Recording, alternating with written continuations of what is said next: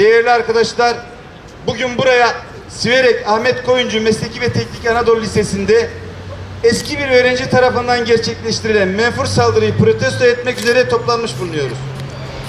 Bir kez daha görülmüştür ki okullarımızda eğitimcilerimize ve öğrencilerimize yönelen şiddet olayları münferit eylemler olmaktan çıkmış, yaygın bir toplumsal sorun haline gelmiş, toplumsal çürümeyi gün yüzüne bırakmıştır.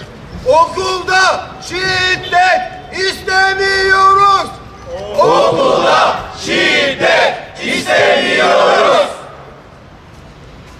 Eğitim sistemimizin en önemli paydaşlarından biri olarak daha iyi bir eğitim, daha iyi bir müfredat, pedagojik yöntemler, daha ileri amaçlar üzerine kafa yormamız gerekirken eğitim kurumlarında yaşanan şiddet olaylarını konuşmak durumunda kalıyoruz. Hal böyleyken yetkililer çözüm üretmekte yetersiz kalıyor veya isteksiz davranıyorlar. Eğitimciye yönelik şiddetin sıradan bir hale geldiği, eğitim çağındaki çocukların şiddete başvurduğu, silaha kolayca ulaşarak pervasızca suç işlediği bir zaman dilimindeyiz. Öğretmene uzanan eller kırılsın. Öğretmene uzanan eller kırılsın. Aklına esenin, aklı kesenin ya da aklı başında olmayanın öğretmene, okul yöneticisine, eğitim çalışanına, öğrenciye şiddet uyguladığı, can güvenliğinin eğitim öğretimin önüne geçtiği bir zemine doğru hızla yol alıyoruz. Eğitimciye şiddetin bireysel suç vakaları olmaktan çıkarak eğitim, aile ve toplum politikalarının sorgulanmasını gerektiren bir iş güvenliği sorununa dönüştüğünü üzülerek müşahede ediyoruz. Susma! Haykır! Şiddete! Hayır! Susma! Haykır! Şiddete! Hayır! Saygıdeğer basın mensupları, değerli arkadaşlar, eğitimcilere yönelik saldırılar geleceğimizi karartmakta, eğitim camiasını tedirgin etmekte, can güvenliğini çalışma hayatında başat sorun haline getirmektedir. Eğitimcilere yönelik saldırı, eğitim çağındaki çocuklardan, öğrencilerimizden kaynaklandığında aklımızı körleştirmekte, ruhumuzu karartmakta, benliğimizi esir almakta, irfanımızı yok etmektedir. Eğitim, şiddeti ortadan kaldıracak bir unsur olarak telendirilirken, şiddetin eğitimi tehdit eder bir duruma ulaşması, acil ve köklü çözüm bulmayı zararlı hale getirmektedir.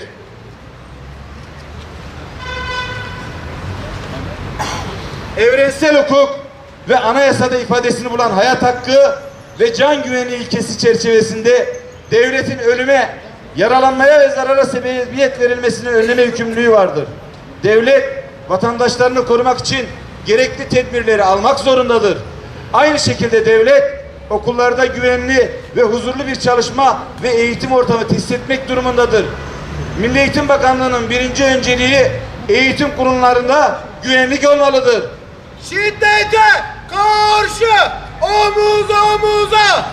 Şiddete karşı omuz omuza.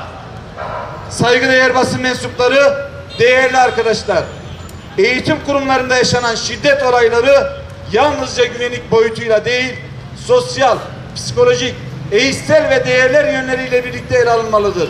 Bu çerçevede okulların temizlik ve güvenlik personeli ihtiyacı karşılanmalı. Rehberlik ve psikolojik danışmanlık hizmetleri daha etkin ve daha erişilebilir hale getirilmeli. Öğrenci sayısına bakılmaksızın her okula rehber öğretmen verilmeli.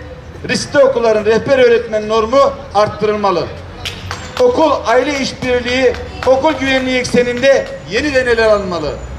Riskli durumların erken tespiti ve önlenmesine yönelik mekanizmalar daha işlevsel hale getirilmeli.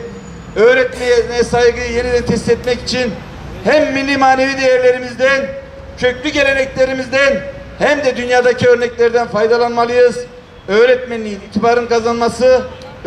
itibar kazanması ve eğitim sistemimizin istendik seviyelere gelmesi için öğretmenlik mesleğinin öncelikle tercih edilmesini sağlayacak maddi ve manevi koşullar oluşturulmalı.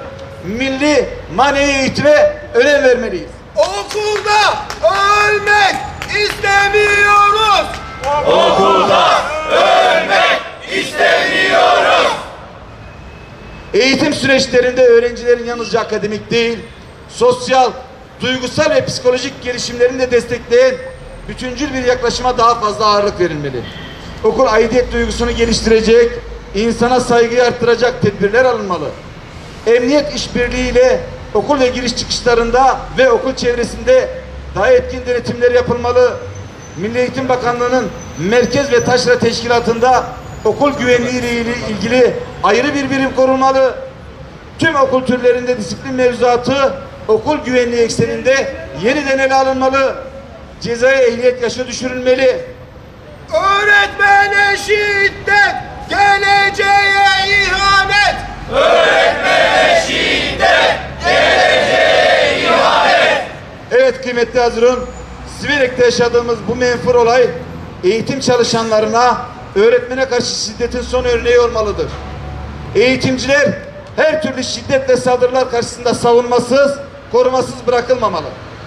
Yaptıkları işin onur, önem ve ağırlığına uygun hayat, çalışma ve güvenlik şartları sağlanmalıdır. Eğitimciye yönelik şiddeti protesto ettiğimiz, yetkilileri daha etkin tedbirleri almaya davet ettiğimiz açıklamamız burada sona ermiştir.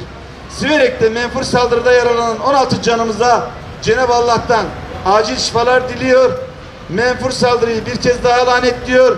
Eğitimde şiddetin takipçisi olmaya devam edeceğimizi ilan ediyor.